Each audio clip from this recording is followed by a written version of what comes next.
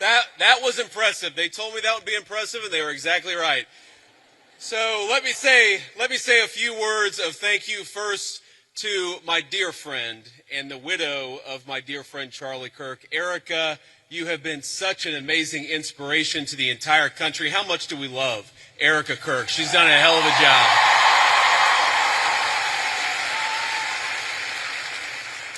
I want to thank, we have a couple of Mississippi senators here. We have both Senator Roger Wicker and Senator Cindy Hyde-Smith. Thank you guys for being here.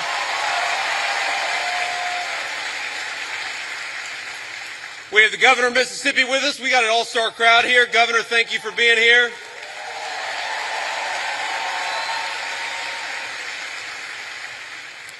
And most importantly, we have got over 10,000 students from across Mississippi. We are proud to have you, and we know that you are the future of Charlie. So thank you for being here.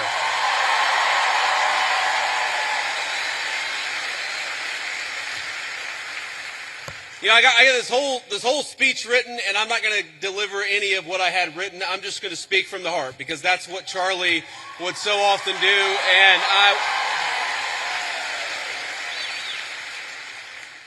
you know, when I think about what we lost 6 weeks ago, it feels like forever ago when I was in a meeting in the West Wing and one of my staff members came in and said that Charlie had been shot. And then I looked at my phone and I saw all the text messages and realized that my dear friend had been very seriously injured. Now, in the West Wing at that time, we actually thought that Charlie had a chance. We didn't know that he was eventually going to pass away. There were initial reports from the medical team that maybe things were going okay. And of course, eventually Charlie took his last breath and went home to be with his Lord and Savior. I remember thinking at that moment, first, of course, about Erica and the children. They've got their oldest, their daughter, is very similar in age to our youngest child. And I remember thinking, what a terrible tragedy for that family. And the second thing that I thought was, what a terrible tragedy for the United States of America. Because Charlie wasn't just a political figure. He wasn't just a guy who went around campus and said very interesting things and hosted all of these debates. He was a person who, particularly to the young people of this country, to all of you, he had the very best advice. And I think that's the most important way for me to honor Charlie, which is to repeat that advice, something I found true in my own life. Charlie wanted all of you, whatever life path you chose, whatever career you chose, whatever you ultimately did for a living, Charlie wanted you more than anything to invest in the things that were worth having, to build a life that was worth building. And that started, the most important advice he ever gave you was fall in love, get married, and start a family. And I can't honor Charlie without repeating that most important advice.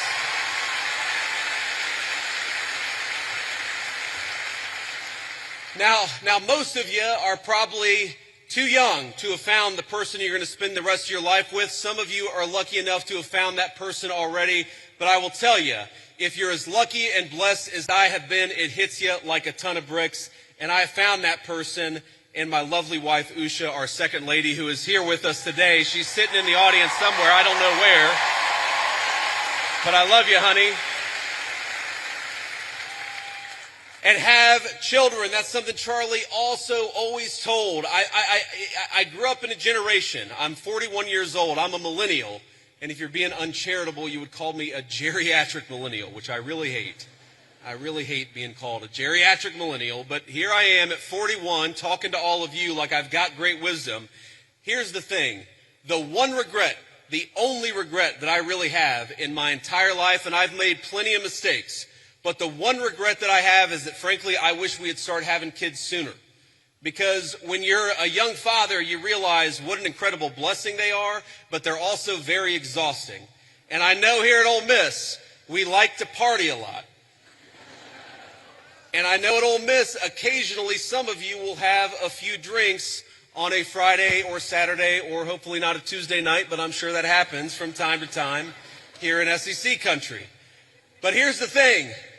When you go out until 3 in the morning and wake up at 6 a.m. for class, the thing that I have learned in my old age is that incredible energy, God actually meant it for another purpose, and that purpose was to help take care of a family. So while you're young, have those babies if you're able to. That's something Charlie said all the time.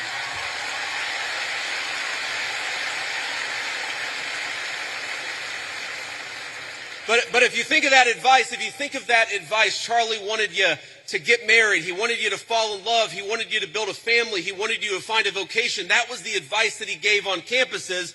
But that's not just about you. That's also about our country and about our government.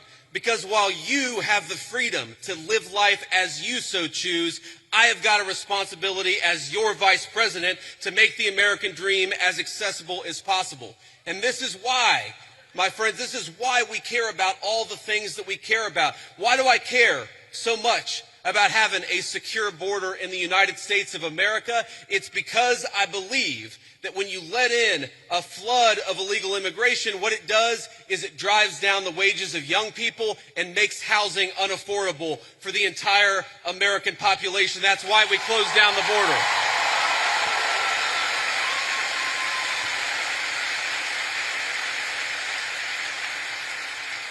The left will say our immigration policy is about hating immigration, hating immigrants. We don't hate anybody. We love our fellow citizens, and because we want them to have the American dream, we shut that border down the very first day that Donald J. Trump was the President of the United States.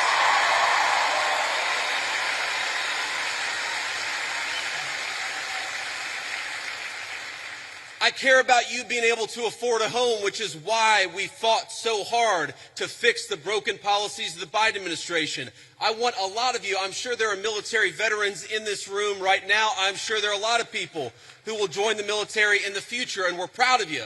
But part of America First is ensuring that we never ask you to go and do the American people's business unless it is in the interest of the United States of America, and that's how we honor the sacrifice of our troops.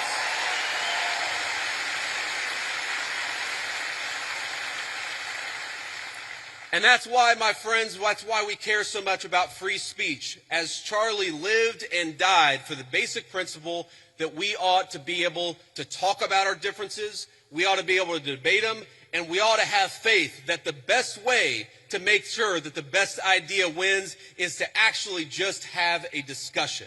And that is what this event is all about. That is what Turning Points USA is all about. And I am so proud, and most of all, I'm so grateful to each and every person, whether you're a Republican or a Democrat, for coming out and honoring one of the most important parts of Charlie's legacy, because we're going to have a discussion tonight, and that's what Charlie would want us to do.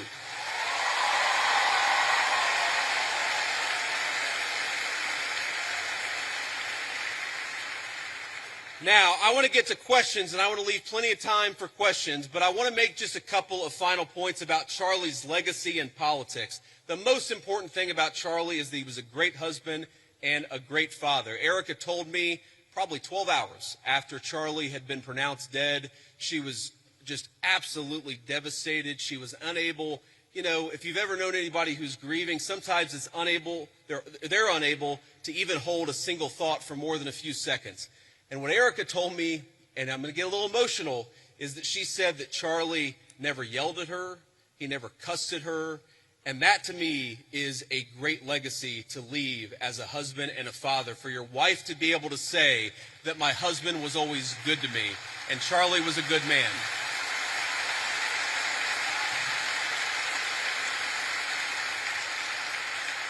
But he also had the legacy of believing in political debate, and he was the most effective person in politics that I have ever seen. And by the way, that's not because Charlie always agreed with me and the president's policies.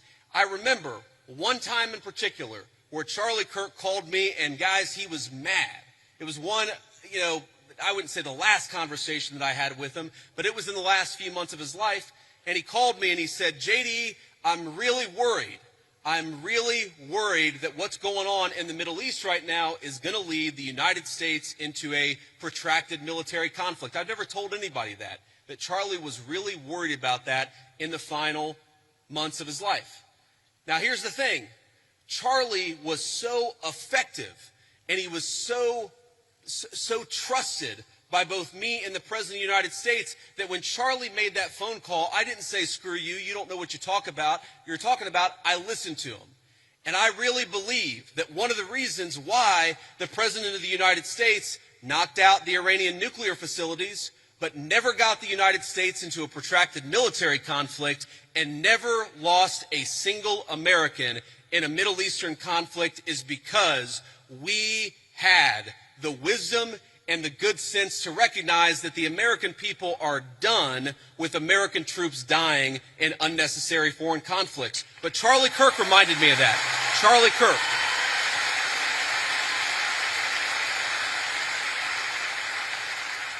So that was a great moment for our country. It was a great moment for my friendship with Charlie Kirk, because friendship is not just about telling everybody what they want to hear. It's not just about agreeing with everybody all the time. It's about having another human being that you can tell them they're wrong and actually encourage them to change their mind. Or in that case, not necessarily even tell us that we were wrong, but make sure that we were thinking about all the options. And of course, under the president's leadership, we were doing exactly that. But Charlie was so good at that. And I think that's one of the ways in which I want all of you to honor your legacy. Obviously, you care about our great nation or you wouldn't be here. A lot of you will go on to become future leaders in business or in politics. A lot of you will run campaigns. A lot of you will work on campaigns. A lot of you will be future leaders. There might even be a lowly future Vice President of the United States in this very room. But here's the thing that I want all of you to remember. Charlie wasn't effective just because he had opinions. A lot of people have opinions. Charlie was effective because he was courageous, because he worked very hard, and because he made his vision a reality. And so if you care about this country, as I know all of you do, don't just complain about social media. Get up and get involved in a campaign. If you want a better policy outcome, even from an administration that you voted for, then get out and get involved and making your voice heard. If you care about this country, love it enough to get involved in the process and how we govern it. That is the only way we are going to save the United States of America, and that is perhaps the greatest contribution that you can make to Charlie Kirk's legacy is getting involved in saving this country. I'm in the fight, and I know every single one of you are with me. God bless you, and thank you for having me.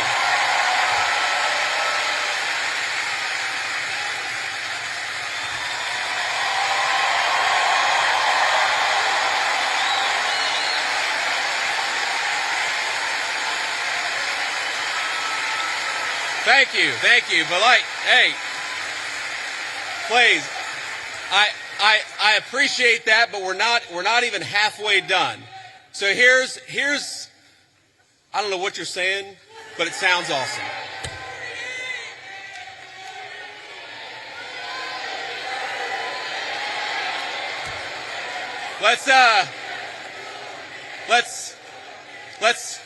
Let's not get ahead of ourselves, ladies and gentlemen.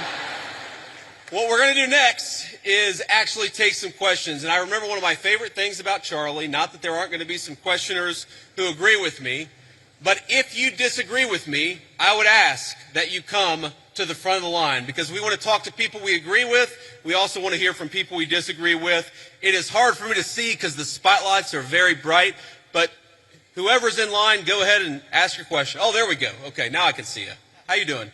Hi, Mr. Vice President. Thank you so much for being here. My name's Lucy. And I'm Ellie, and we're with the Turning Point chapter for this question. Thank you, guys. Yes. Can you tell us how your faith helps you in your role as Vice President? Well, I appreciate that. That is a very good question. And this is another way in which Charlie has affected my life. I would say that I grew up, again, in a generation where even if people had very deep personal faith, they didn't talk about their faith a whole lot. And I grew up in a country where you just didn't hear political leaders talk about their faith. But the reason why I try to be the best husband I can be, the best father I can be, the reason why I care so much about all the issues that we're going to talk about is because I believe that I've been placed in this position for a brief period of time to do the most amount of good for God and for the country that I love so much. And that's the most important way that my faith influences me, is we all get a limited opportunity to make a difference. And if you believe as we believe, you believe that God, you believe that Jesus Christ has a plan. And sometimes we don't understand that plan. By the way, one way I don't understand that plan is why my friend lost his life 6 weeks ago. Sometimes I get pissed off about that. But what I remind myself is that there is a deeper rhythm, that Jesus Christ is the author of the fate of human history, and we are charged to do everything that we can to effectuate that vision, to make our country a more virtuous place, a more prosperous place where people can raise a family and not be persecuted for their faith, but teach their children their faith. That recognition that all of us have a duty. And I have two very important duties as Vice President of the United States, to the American people and to God, and that's the most important influence my faith has on me. Thank you.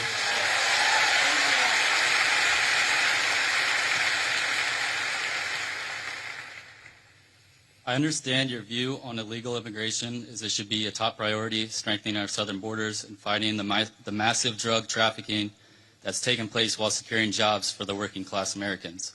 Also, deporting every single person who's invaded our country illegally, which I 100% agree on.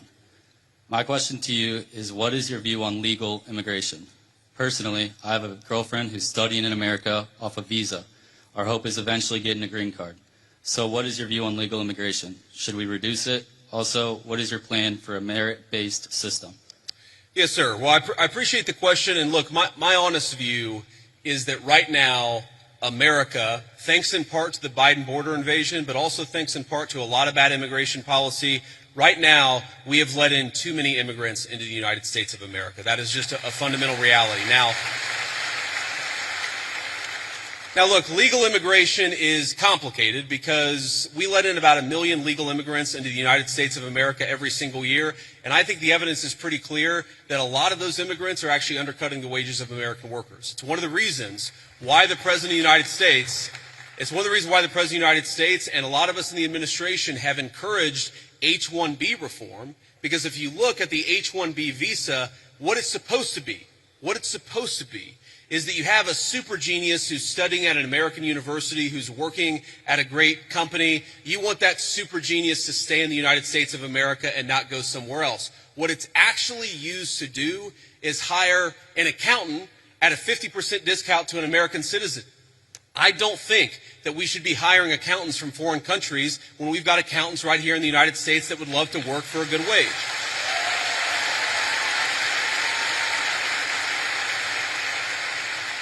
Now, you asked about, I think, your girlfriend, you said, and I obviously don't know the full details about your situation, but my view is, look, there are people who want to come to the United States of America, and some of them, I'm sure, can enrich the United States of America by coming here, but we have got to get our overall numbers way, way down. Too many people have come into the United States of America.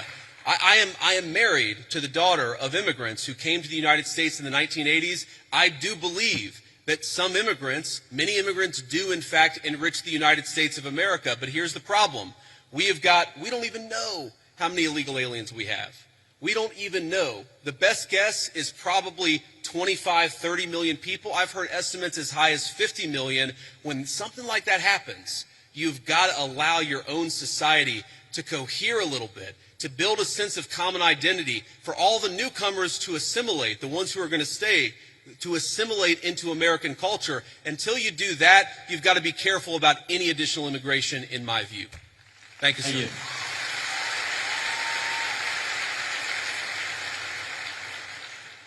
Hello. I have a question about Israel and Trump's policy towards it. Do you think it's a conflict of interest for Miriam Adelson, an Israeli donor, to give millions of dollars to his campaign and then Trump have pro-Israeli policies? Well, if you're asking, do I think the President of the United States has a conflict of interest? No, I do not, because I know how the President of the United States makes his decisions, and I see it behind the scenes.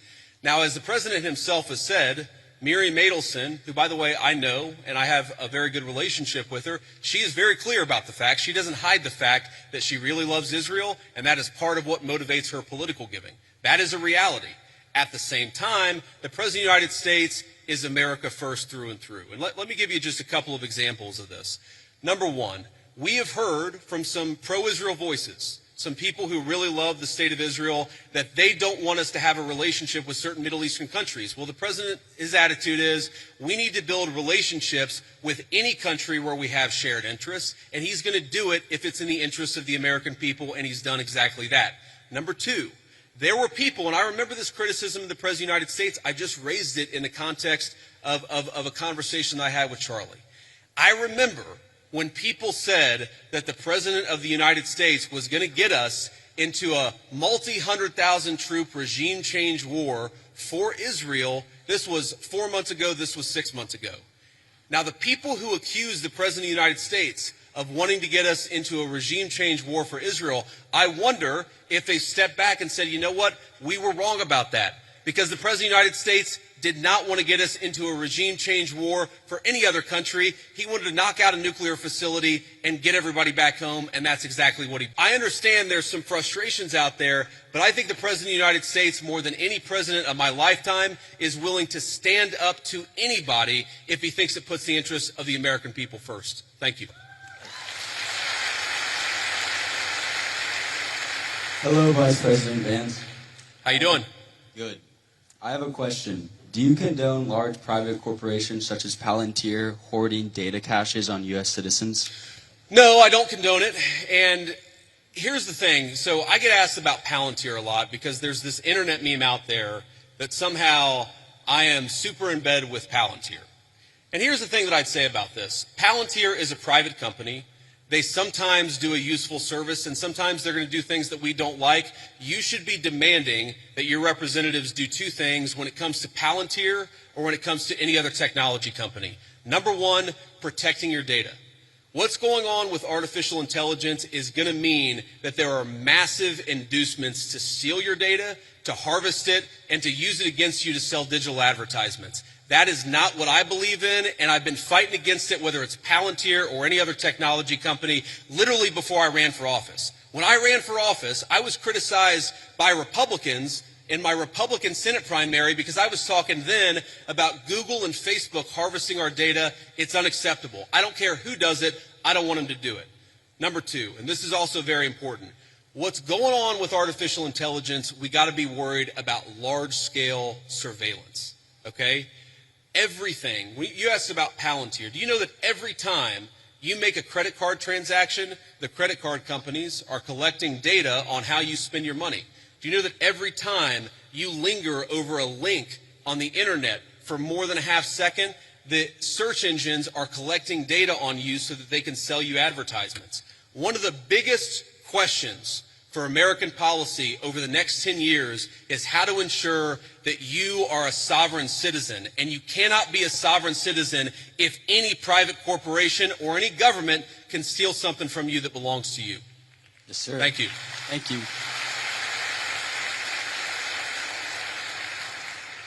Vice President JD Vance, good evening. Thank you. My question is, the Republican Party, they stand for the right to bear arms. A lot of things the founding fathers really made a priority. Sure. And I feel as if requiring Christianity in public schools goes against the founding fathers' wish of freedom of religion. What do you think about that? Well, I guess, who is saying that we require Christianity in public schools? Just from what I've seen on the media and the news, it seems like the Trump administration had wanted to make praying in schools and Christian values incorporated. Well, look, I think Christian values are a good thing, and I'll talk to you about why I think that's a good thing. But that's separate from forcing people to pray, which I don't think that anybody, certainly no Christian that I know, would ever support or ever endorse. And let me just say something generally about all the people. I see there's a big line, and I hope I can get to everybody's question. I remember when I was a sophomore in high school, I went to an event at my church, which was a book signing with Oliver North and Sean Hannity, the Fox News host. And this was back before, this was, I guess, 25 years ago. And so neither of these guys was maybe as big as they are today. And I remember standing in line, and I'm about to say hello to Oliver North and Sean Hannity, and I remember thinking to myself, I was so nervous, all I need to do is shake my hand, or shake their hand, give them a firm handshake, and tell them my name. That's what I'm thinking. Firm handshake, tell them my name. Firm handshake, tell them my name. And I get to the front of the line, and Sean Hannity looks at me, and he says, "How are you doing?" And I totally panic, and I go, JD.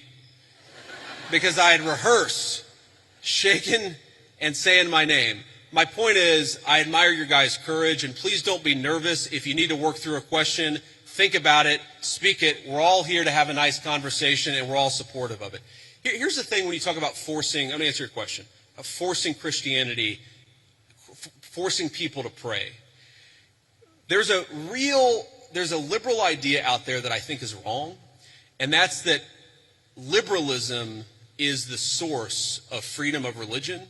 And actually, if you go back to the original founding documents of the United States of America, if you go back to the Anglo-legal tradition well before there was ever a United States of America, what you find is that freedom of religion is actually a Christian concept. And the reason it's a Christian concept is very simple. Because Christianity, Imago Dei, the idea that we are all made in the image of our Creator, means that we must respect the free will of every single person. Now, part of that is you have a conversation with people. Having free will doesn't mean that you're not allowed to encourage somebody, that you're not allowed to talk to somebody about your faith, that you're not allowed to talk about certain values in school. When our founders talked about freedom of religion, they didn't mean you weren't allowed to say a Christian prayer in a public school or that you weren't allowed to talk about Jesus Christ in a public forum. They just meant that nobody could force you to profess the Christian faith. That had to come from your own free will. And I believe that, and I think every Christian who I've ever spoken to believes that the source is the Christian, the source of your faith. The Christian understanding must be your own free will. But here's the thing about Christian values.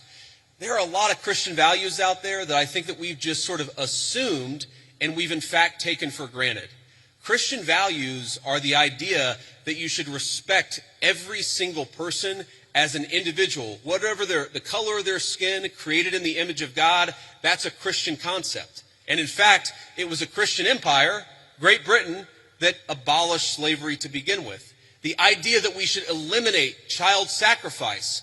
What did the Christian settlers find when they came to the New World? They found a lot of civilizations that were murdering babies in weird religious rituals. It was Christianity that said we don't kill children just because they're somehow inconvenient to people. A lot of the things, human rights, the very idea that human beings have rights are a Christian concept. And so I'd ask you, my assumption based on the question is that you're skeptical of Christianity, or at least of certain public professions of Christianity. One of my favorite Bible verses is, "By your fruits ye shall know them." And I think that the fruits of the Christian faith are the most moral, the most just, and the most prosperous civilization in history. I make no apologies for believing that Christianity is the pathway to God. I make no apologies for thinking that Christian values are an important foundation of this country, but I'm not going to force you to believe in anything, because that's not what God wants, and that's not what I want either. So, go ahead. For the school system, do you agree that there should be Christian implementation, or do you think that school system should be neutral and be focused on science, literature, reading, writing, arithmetic? Well, I reject the idea that anything is purely neutral. Okay, there are, for example, let's take a basic scientific fact, and this is a little spicy. I'm not trying to make this too controversial, but take the basic scientific fact of, can you take a pill to change your biological gender? Okay, now that's something that 15 years ago, quite literally, every single scientist in the Western world would have said, absolutely not, that's crazy, and now people will. I think the premise of your question, I don't totally share it, because I don't think perfect neutrality is possible. What is it? You talk about history. Was Christopher Columbus a great explorer, or was he a guy who committed genocide against the native populations? These debates, I'm happy to have them, but I reject the idea that there are truly neutral debates. Anybody who's telling you their view is neutral likely has an agenda to sell you, and I'm at least honest about the fact that I think the Christian foundation of this country is a good thing. Next. Okay, thank you. And Thank you. for the pill you're talking about, what do you mean specifically? Are you talking about testosterone, estrogen? Yeah, I'm talking about hormone replacement therapy. That's what I'm talking about. Just to be respectful, let's keep it going. Yes, thank you. Have a good night. You too. Hello, Mr. Vice President. Thank you so much for giving this opportunity to talk here today. I did not agree with many of the things that you said right ahead of this, but I don't think that's my point to discuss here. What I want to ask is, Okay. You are married to a woman who is not Christian. In her Wikipedia, I mean, I just looked that up. I wanted to know what her faith was. I didn't know this before. But she still calls herself Hindu. You are raising three kids in interracial, cultural, racial, religious household. How are you maintaining, or how are you teaching your kids not to keep your religion ahead of their mother's religion? Or how are you teaching them that they're that kind who got here just few years or few decades ago is different or is better than your mom's kind who got here just a generation before? How are you balancing that? And when you talk about too many immigrants here, when did you guys decide that number? Why did you sell us a dream? You made us spend our youth, our wealth in this country and gave us a dream. You don't owe us anything. We have worked hard for it. Then how can you, as a vice president, stand there and say that we have too many of them now and we are going to take them out to people who are here rightfully so by paying the money that you guys asked us?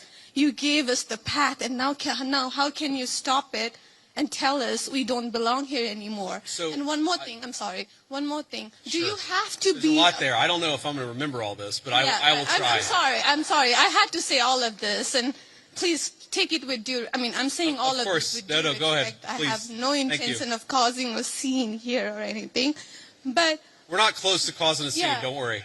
But we talked about Christianity, all of this. I'm not even Christian, and I'm here standing to so support. Why are we making Christianity one of the major things that you have to have in common to be one of you guys, to show that I love America just as much as you do? Why is that still a question? Why do I have to be a Christian? Okay. So there was a lot there, and I'm going to try to respond to as much of it as I can. So on the question of immigration, so first of all, I can believe that we should have lower immigration levels, but if the United States passed a law and made a promise to somebody, the United States, of course, has to honor that promise. Nobody's talking about that. I'm talking about people who came in violation of the laws of the United States of America, and I'm talking about in the future reducing the number of people. Sorry, what? May I continue on that? Because when you just said you are not stopping with the people who came here legally, right? But you are pushing out policies that hurt us. And these policies are not even solving the problems. These policies are just creating chaos. Ma'am. Okay, so again, I'm gonna finish answering the question, and then if I've answered all 9 of your questions in less than 15 minutes, then we can keep on going. We got to have a little fun, right? So here's the thing. I can believe that the United States should lower its levels of immigration in the future, while also respecting that there are people who have come here through lawful immigration pathways that have contributed to the country. But just because one person or 10 people or 100 people came in legally and contributed to the United States of America, does that mean that we're thereby committed to let in 1 million or 10 million or 100 million people a year in the future? No, that's not right. We cannot have, I'll go and finish, we cannot have an immigration policy where what was good for the country 50 or 60 years ago binds the country inevitably for the future. There's too many people who want to come to the United States of America, and my job as vice president is not to look out for the interests of the whole world, it's to look out for the people of the United States.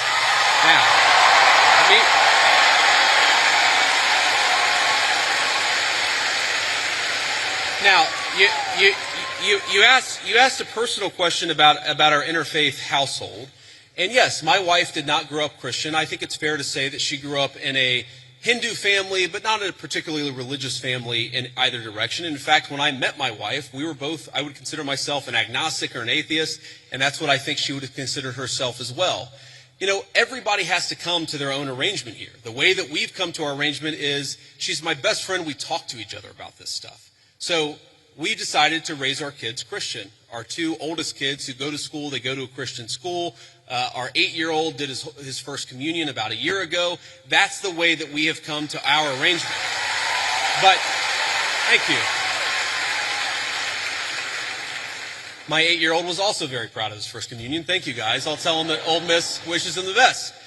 But I think everybody has to have this own conversation when you're in a marriage. I mean, it's true for friends of mine who are in Protestant and Catholic marriages, friends of mine who are in, atheist and Christian marriages.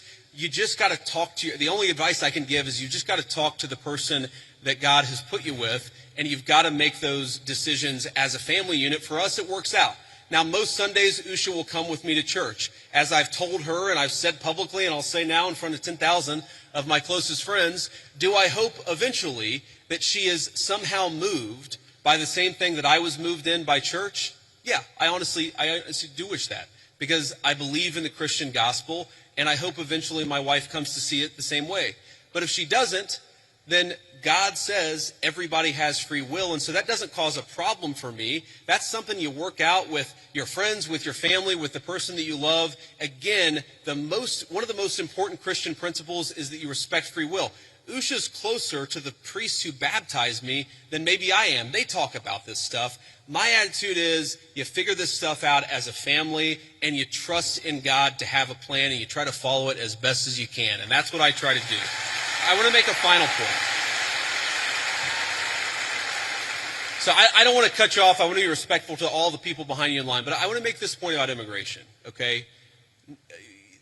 If you ask the question, what is the exact right number of immigrants for the United States to let in, it is just very specific on the context. If you go back to the 1920s, the United States passed an Immigration Reform Act that effectively cut down immigration to close to zero for 40 years in this country. And what happened over those 40 years? The many, many people who had come from many different foreign countries and different foreign cultures, they assimilated into American culture. And there was an expectation that they would assimilate into American culture. I think we have two problems in our immigration system today. And my guess is you're probably a slightly more leftist political persuasion, liberal political persuasion, maybe not. But here's the thing. I remember back in my establishment GOP days, when I was still very early getting involved in Republican politics, I remember a conservative think tank person who told me that one of the reasons why immigration was really good is that if you had enough diversity in a country, people would mistrust each other and they wouldn't join labor unions. Okay? So when I see a lot of left-wing people who theoretically support organized labor saying we need to flood the country with a limitless number of immigrants, they're unwilling to set any limitations on it. My response to that is you are destroying the very social trust on which American freedom and prosperity was built. And that is really important to me. So the honest answer to your question, what is the exact number of immigrants America should accept in the future? Right now, the answer is far less than we've been accepting. We have got to become a common community again, and you can't do that when you have such high numbers of immigration, which is one of the reasons why we have the immigration policy we do. Thank you. Next.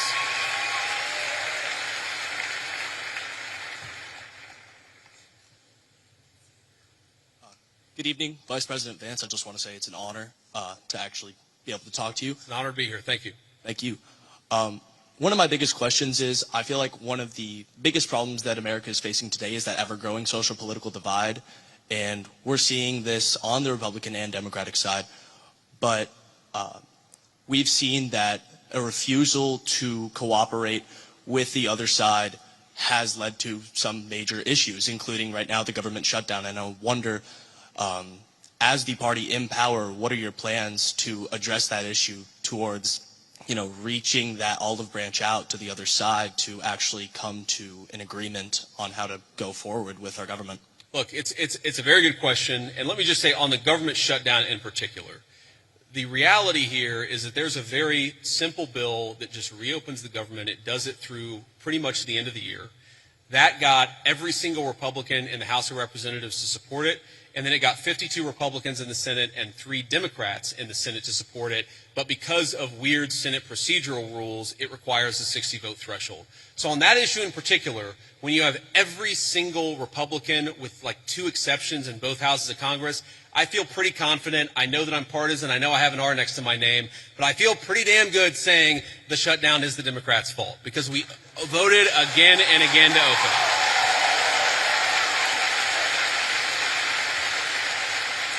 Now, but there's a broader question there, and I think most Americans, whatever their political persuasion, would actually like the country's political parties to work together better to solve the problems. And look, and I agree with that. And my approach when I was in the United States Senate, some issues where we could agree with the other side on and try to work with them on it. And let me give you one example. I really worry about concentration in the corporate sector. I worry about big corporate monopolies. I worry that when you have only 1 or 2 companies dominating an entire sector, it's bad for liberty and it's bad for prosperity. So you may be shocked to hear this, but I actually worked with Elizabeth Warren on some anti-monopoly stuff when I was in the United States Senate. But here's the problem. The problem is there is actually a lot of things where we could work across the aisle. There are a lot of President Trump is in my view, you haven't seen organized labor ever get behind a Republican at least in 100 years like they have behind Donald J. Trump. There are a lot of areas of common ground on that question.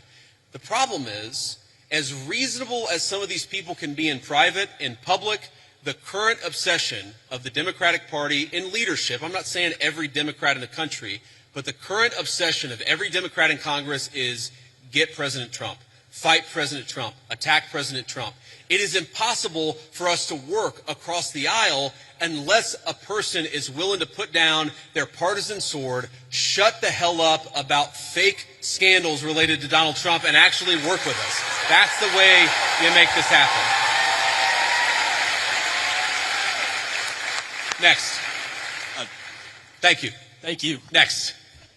I'm going to try to get through as many as possible, guys. Thank you. Good evening, Mr. Vice President. Hello.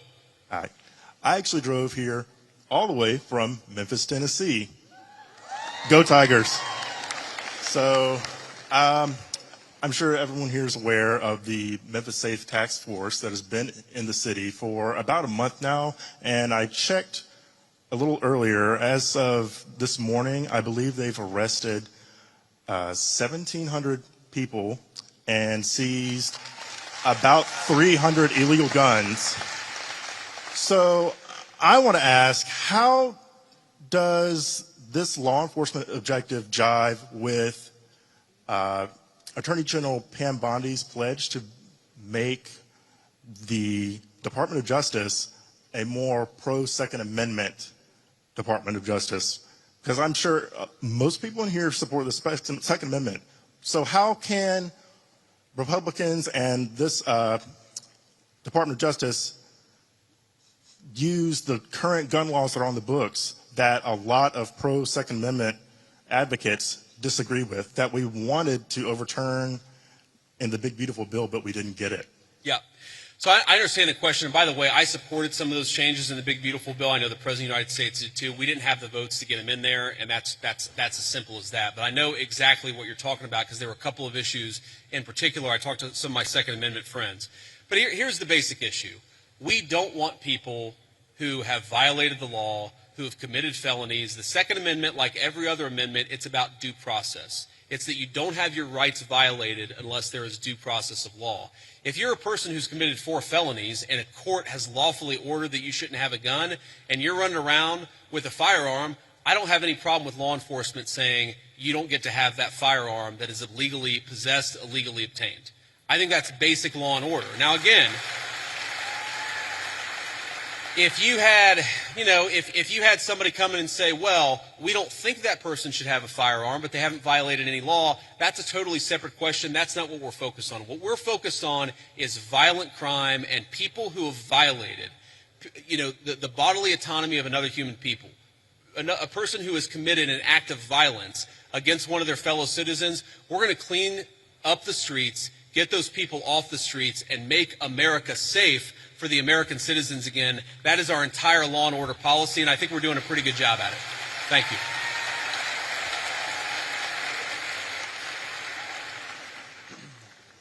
Thank you for the opportunity to speak. I'm a Christian man, and I'm just confused why that there's this notion that we might have owe Israel something, or that they're our greatest ally, or that we have to support this multi-hundred-billion-dollar foreign aid package to Israel to cover this, to quote Charlie Kirk, ethnic cleansing in Gaza.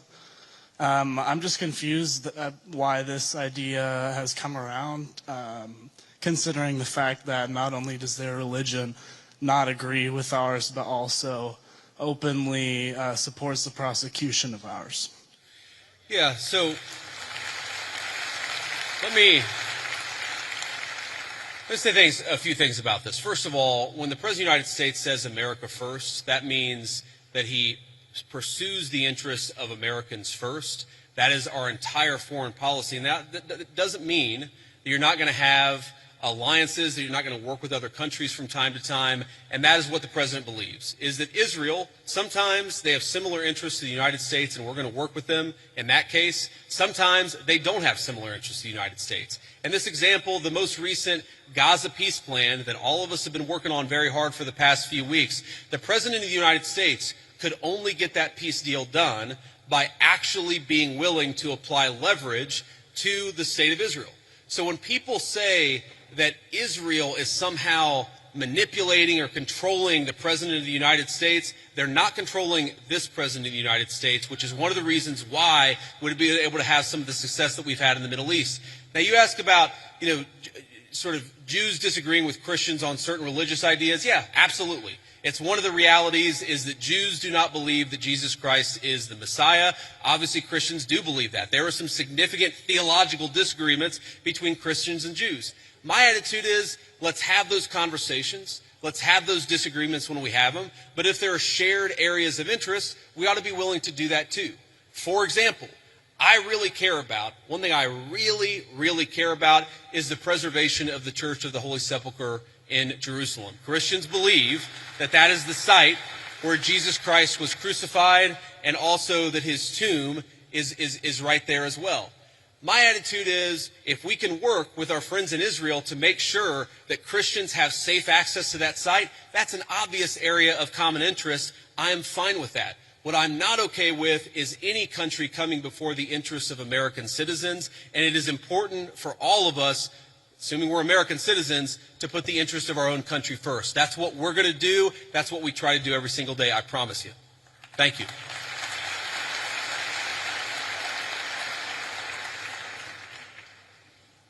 Hi, Mr. Vice President. I'm the president of our pro-life organization here at Ole Miss, Rebels for Life.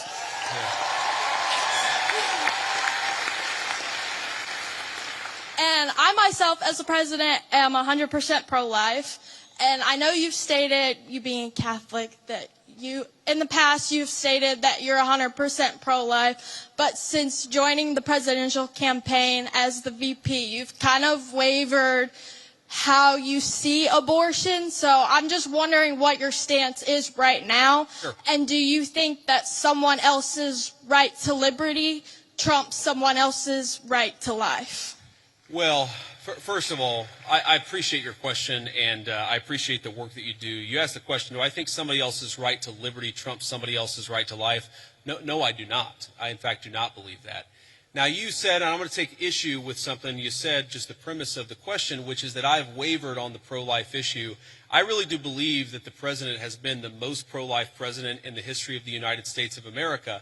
Now, that said, there are two things that I think we have to keep in mind here. Now, one is the very, very hard question of, when we talk about our abortion policy, there are some very, very difficult edge cases. There are cases where you've got, an 11-year-old girl who was raped, who it would be unsafe for her to bring the baby to term. You've got situations where, bringing a baby to term would cause serious bodily harm, maybe death for the mother. That's one of the reasons why we believe in the exception in these cases where you have, again, they're edge cases, they're rare. I think the pro-abortion community would have you believe that's 90% of abortions. That's not true. But we've got to be honest about the fact that there are some edge cases. The second thing I'd say about this is that we have to be prudential and practical in what can get accomplished. And there may be disagreements about what exactly that is, but if you look at the pro-life victories that the President of the United States has been able to achieve, he's been able to achieve them because he has worked within the system that we have. If your attitude is you are going to pursue the most aggressive pro-life option, even if it means you lose every election and every outcome means that you're going to be in a situation where the Democrats have abortion on demand up to the moment of birth to the very end. You've got to work within the political constraints that we have. Now, here let me just say something about this. And somebody asked me earlier about my Christian values. And one of the points I made is that when the settlers came, they found a very widespread child sacrifice. I imagine there are some people who don't agree with my view on the pro-life issue. Let me just make an observation. If you go to historical archaeological sites where there were brothels, and the two oldest businesses in the world are gambling and prostitution, so there were brothels even in very ancient civilizations. If you go back to ancient brothels and you dig up the bones of the women who are working in these places, you will very often find a lot of children who were buried with them. And the answer is that whenever a society decides to discard innocent babies, they also don't treat their women very well. And whenever a society mistreats its women, it is very often the babies who come right after that. There is a reason why Christian civilization ended the practice of child sacrifice all over the world, and it's one of the great accomplishments of Christian civilization. I believe that we should try to be protecting every unborn life. There's a question of exactly how we do it, but I would never say that anyone's right to life should be sacrificed. Thank you, ma'am.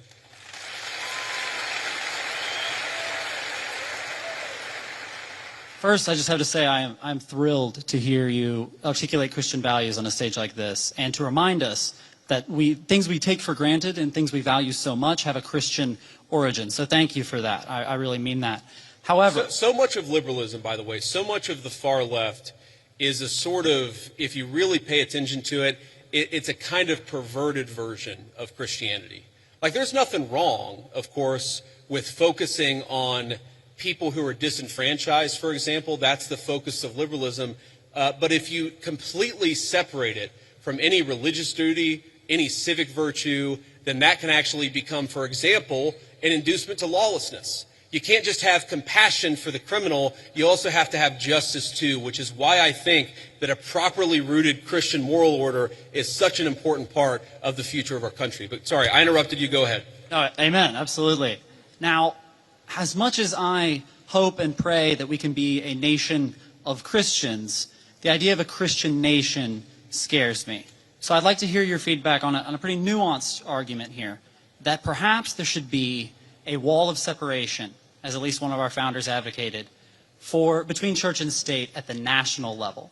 However, that line can and should get blurrier as we descend to the community level.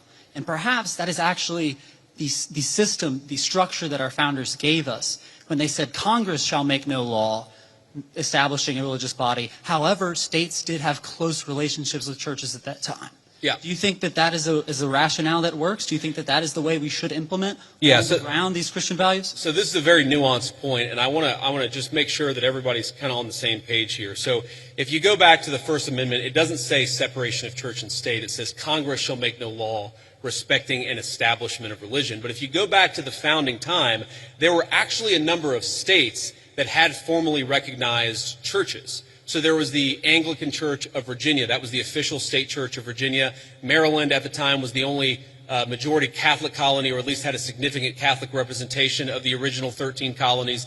There's a lot there. And yes, I do think that what happened is the Supreme Court interpreted Congress shall make no law respecting an establishment of religion to effectively throw the church out of every public space at the federal, state, and local level. I think it was a terrible mistake, and we're still paying for the consequences of it today. But if, and I think this is your point, if you were to undo that, if you were to get back to a system actually meant by the founders where Congress is not setting up an established religion, but people in their local communities can kind of do whatever it is that they want to do, I think that would be a better system than what we have today. But I think the most important principle that we have got to remember is you do not have to completely kick God out of the public square, which is what we've done in modern America. It's not what the founders wanted. It's not good for the United States of America. And anybody who tells you it's required by the Constitution is lying to you. Thank you.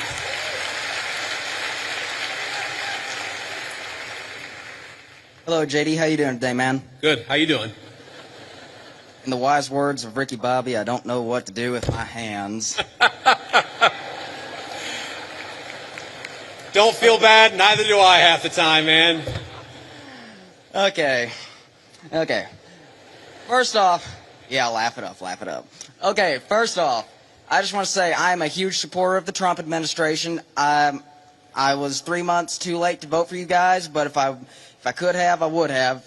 So I'm a huge supporter of you guys before I make my argument. But there is something you guys are doing that is kind of disturbing me a little bit. Okay, go ahead. Thank you.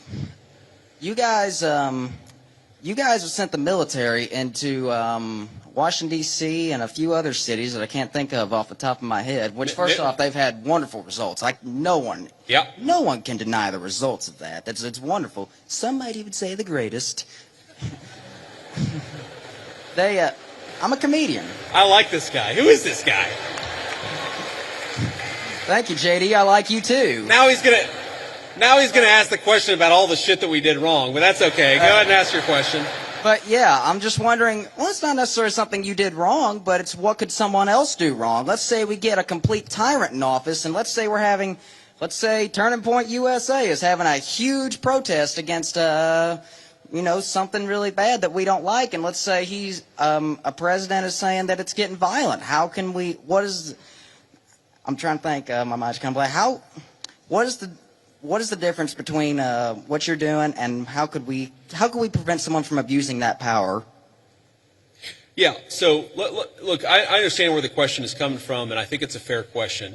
And it's going to sound like I'm being sarcastic, and it really is not meant in any offense. But when you talk about what could another administration do, to take a wild, hypothetical example totally off the top of my head, what if Joe Biden sent the Federal Bureau of Investigation to start arresting his political opponents? Okay? So here's something that I want every conservative to remember. It's an important part of my entire political philosophy is we cannot be afraid to do something because the left might do it in the future. The left is already going to do it regardless of whether we do it.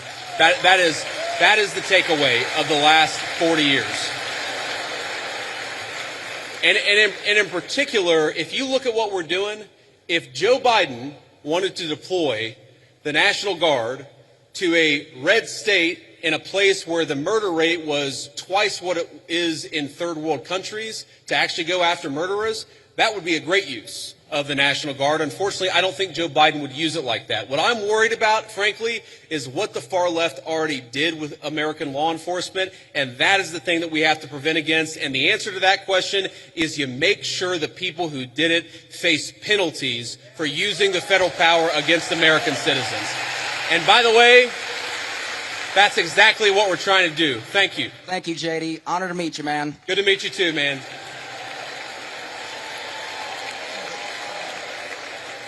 This will be the last question. Ricky Bobby, 2048. That's who I'm voting for.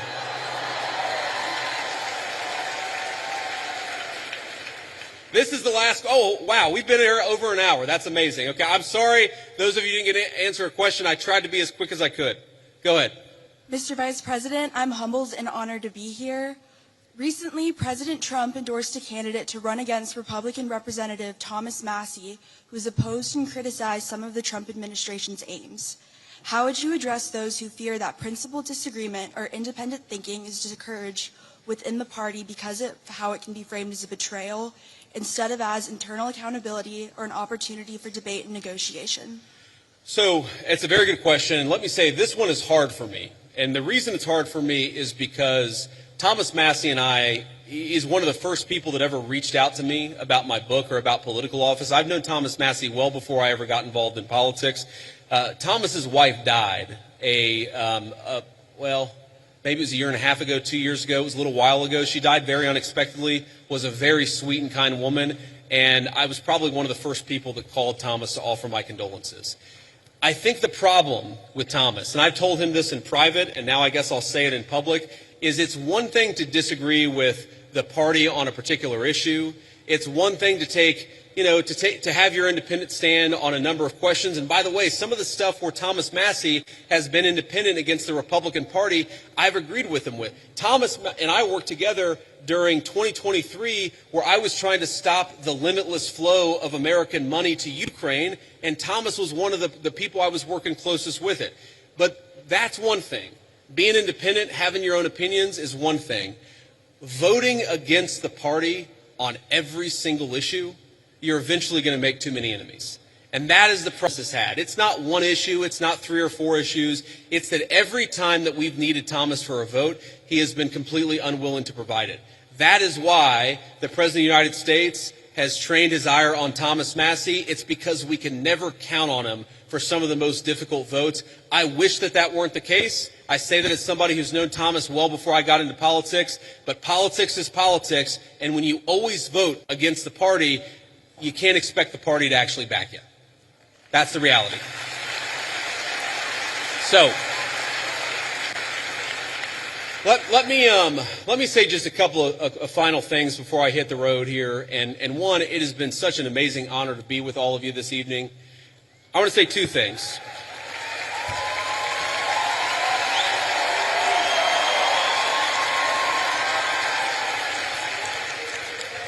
I want to say 2 things. Number one, when I was back in my agnostic days and I was thinking about returning to my faith, I remember talking to a friend of mine and actually talking about, a number of things. And he said something to me that was really interesting. And I was talking about all the things that were going wrong. I was looking to the future. I was talking about everything that was broken in the world. And I said to him, things are just really, really dark. And he stopped me in my tracks. He said, JD, you're right. There are a lot of things that are really dark out there, but despair is a sin. Now, I know not all of you are Christians, but for the Christians out there, I think that it is very important to remember that despair is actually a sin. It's okay to disagree. It's okay to criticize. It's okay to think that things aren't going well with a particular issue, but we are called to never give up hope.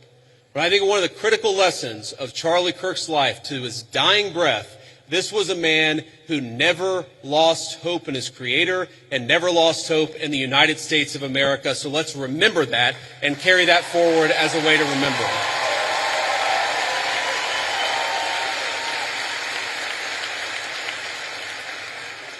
And the second thing that I want to say is, in line with despair being a sin, look, I imagine that I can tell most of you apparently agree with a lot of what I said. I'm sure that a lot of you disagree with some of the things that I've said. That's okay. We don't need in our political movement people who agree with us on every single issue. We got a couple of questions about Israel. We got a couple of questions about the National Guard deployments. We don't need somebody who agrees with us on every single question or every single issue. What we need is people of good faith who love the United States of America and are willing to work hard to save it. So when you look at all the accomplishments, you look at the accomplishments of the last 9 months. We inherited the worst border crisis in the history of the United States of America. We shut down the border, and net immigration is 2.5 million lower today than it was in 9 months. That means the total number of people that have been sent out of this country is 2.5 million. We have 2.5 million fewer illegal immigrants than we had. That's a great accomplishment.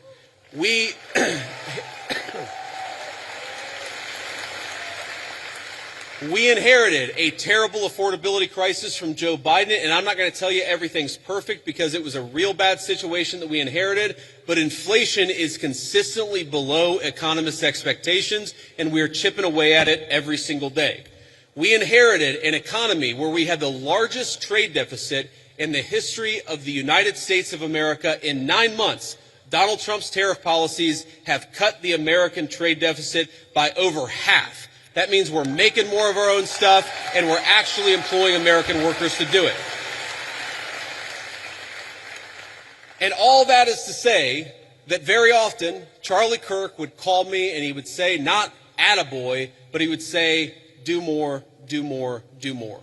And I listened to Charlie because he was a dear friend and because I knew that he loved this country. My point is, the best way in your life to honor Charlie Kirk's legacy, it's not to despair, but to hope in the future of this country. If you disagree with something, then get involved in the movement to save this country. If you think that we could be doing more, then pick up the phone and get involved in the effort to change our minds and change the future of the United States of America in the process. My friends, the rebels of Ole Miss, despair is a sin. Do not give in to despair. Let's keep fighting to save the United States of America. Thank you, and God bless you.